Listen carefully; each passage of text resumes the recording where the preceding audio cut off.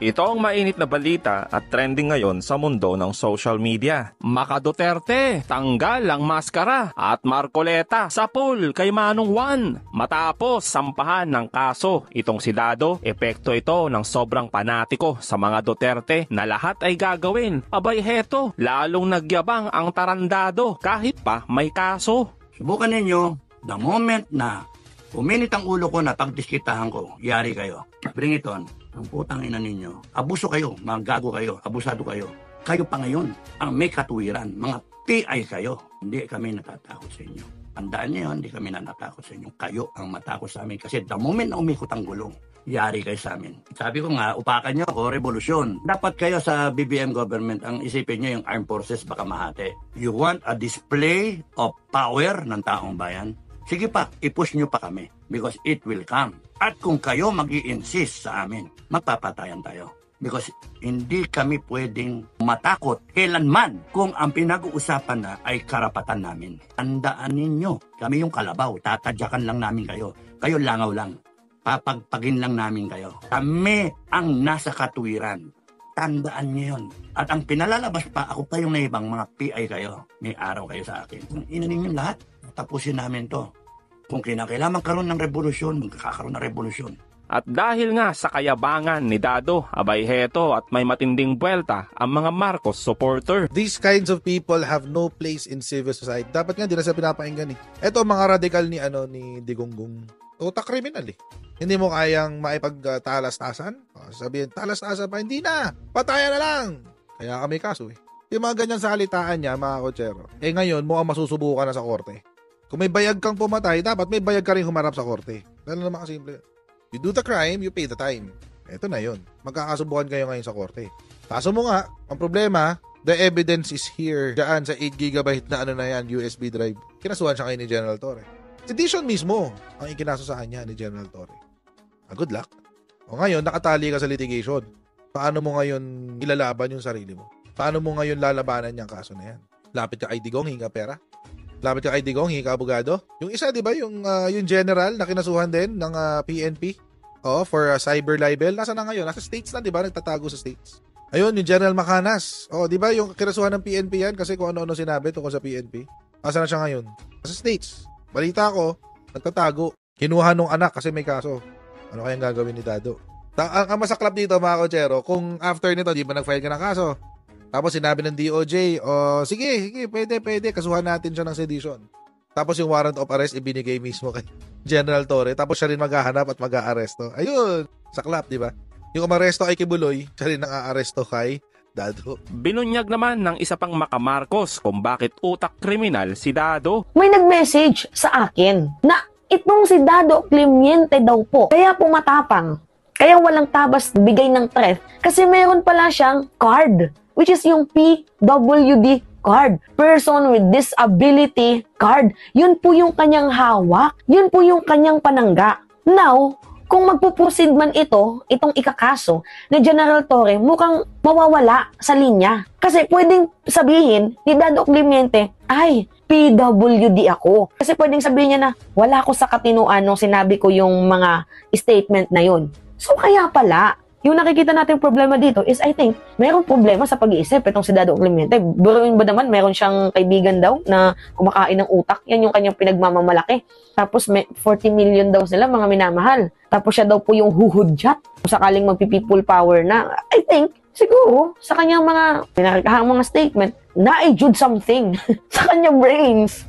Naku po, Dado, mukhang hindi nagkamali ang karamihan na ikaw ay may tililing sa utak. Humihingi pa ng tulong sa pamilya Duterte at sa mga kapwa niya vlogger na sana daw ay bigyan siya ng magaling na abogado pero walang gustong tumulong. Yan ang napapala dahil lang sa pagiging panatiko sa mga Duterte. Samantala, matapos sampalin ni Manong Enrile ang mga bossing ng INC, lalo na itong si Marcoleta dahil sa kaliwat ka ng pagyayabang ng mga alipores ni Duterte na natakot na umano ang mga politiko. Iaatras na ang impeachment dahil sa malawakang rally ng INC. Abay heto ang birada ni attorney. Kaya sabi ni Juan Ponce Enrile, babaguhin na ba ang konstitusyon?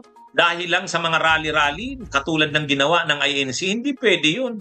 Magiging detrimental na precedent yan. Kasi mahuhustage, mahahawakan sa liig ang presidente, mahahawakan sa liig ang kamara dahil lang sa ganyang pagpapakita ng pwersa ng isang rally. Hindi tama yan. Paano kung gawin naman yan ng Romano Katoliko? Mas malaki yan. Kung peace rally yun, dapat ang panawagan doon, hayaang gumulong ang impeachment. Walang mananawagan ng mga kaguluhan. Wala ring magbabanta na papatayin si ganito o ganyan. Ibig sabihin, gugulong yung impeachment ng mapayapa. Yan ang tamang peace rally.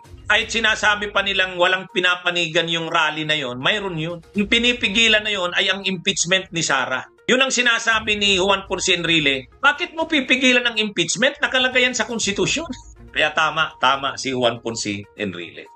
Nako po mga kababayan, talagang tagos sa pool itong pamunuan ng INC. Yung mga bossing ng INC, lalo na itong si Marcoleta, na kahit anong gawin nila na pag-i-spin ng kwento na sinasabi nila na ito ay rally para sa kapayapaan. Pero hindi nyo maluloko yung lolo natin. Alam na yung karakas ninyo eh. Tumanda na yan sa politika. Amoy na amoy niya ang laruan nyo. Yung mga ganitong laruan. Lalo na itong mga sinasabi ni Marcoleta, rally for peace. Patunay lang po itong statement ni Apo Enrile na itong mga pinaggagawa nila Marcoleta ay pinaninindigan lang nila na ayaw nilang ma-impeach si Sara. Yung rally for peace na yan, wala yan. Kalokohan po yan. Maniniwala na po na tayo eh. Kung hindi lang nagsalita si Marcoleta again sa Quadcom, dapat puro kapayapaan yung binabanggit nyo dyan. Kaso hindi eh. Nadagdagan pa nung pumunta yung mga alipores ni Duterte. So ano nangyari? Diba? Naging political rally. Kulang na nga lang banggitin mo wag i-impeach si Sara eh. Pero pigil na pigil ka siguro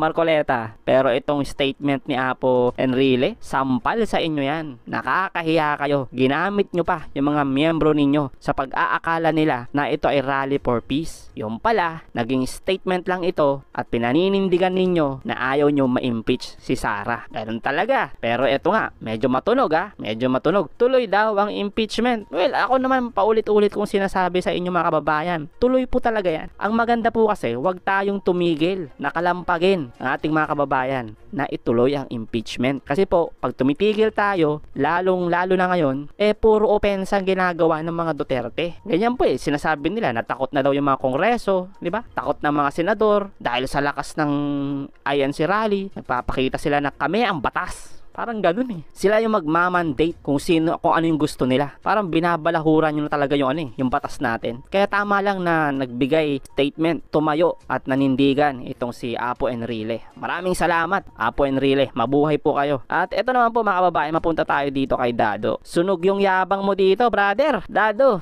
totoo ba na ikaw daw ay isang PWD, kaya ka nag-iingay, kaya ka matapang dahil eto, nagtatago ka sa card ng PWD. Ako, naniniwala ako mga kababayan na hindi excuse yung pagiging PWD mo para balahurain ang gobyerno, ang taong bayan at gumawa ka ng krimen at magtatago ka dito sa card mo na PWD. Ako mga kababayan sabihin na natin na PWD itong si Dado kaya matapang, malayo sa pagiging matino. Ewan ko ba sa mga supporter nito, yung mga follower nito, naniniwala kung ito may tililing na, paano pa kayo? Ang hina naman ng comprehension ninyo. Kaya kayo nasasabihan ng mga bobong Duterte supporter. Di ba kayo nahihiya? Ito yung mga sinusuportahan nyo, utak kriminal. Ito pa mga kababayan, may tanong tayo. Dado, kumusta na? Kumusta na Dado? Sagutin mo yung mga tanong ng taong bayan. Ikaw ba ay nagtatago sa mahiwagang card ng PWD? May tililing ka ba? Kaya ganun na lamang sagad yung pagiging utak kriminal mo. Dado, tapang-tapangan ka pala, wala ka palang pang-abogado. Totoo ba yon na humingi ka ng tulong sa mga Duterte pero hindi ka pinapansin? Well, pansin ko rin naman sa mga kapwa mo DDS vlogger na hindi ka man lang nila kinontent. Ibig sabihin, pagpapakita lang na wala silang concern sa'yo. Iniwan ka sa ere. Tignan mo, sa lahat ng malalaking DDS vlogger dyan, na hindi ka pinansin. Wala talaga. At saka Dado, kung totoo man na PWD ka, ang kapal naman talaga ng mukha mo. Tanggap ka ng ayuda. Sa banat ka ng banat sa gobyerno. Kaya hayupak ka talaga, baliw ka talaga. Kaya ito magpatulong ka sa pamilya mo. Feeling ko hindi ka nila mahal eh. Kulang ka sa aruga, kulang ka sa attention, Kaya ganyan ang pinag-aagawa mo. Naghahanap ka ng atensyon. Kaya pinagloloko mo na lang itong mga followers. Ginamit mo itong mga Duterte para sa sarili mong interes. Kunwari, matapang ka. Yan ang mga gusto ng mga bobong DDS. Yung matapang kahit walang utak. Yan. Yung kunwari, bida-bida pero bobo. Mga ganyan po gusto ng mga DDS eh. Masakit po ba? Masakit po talaga pag sinasampal po kayo ng katotohanan.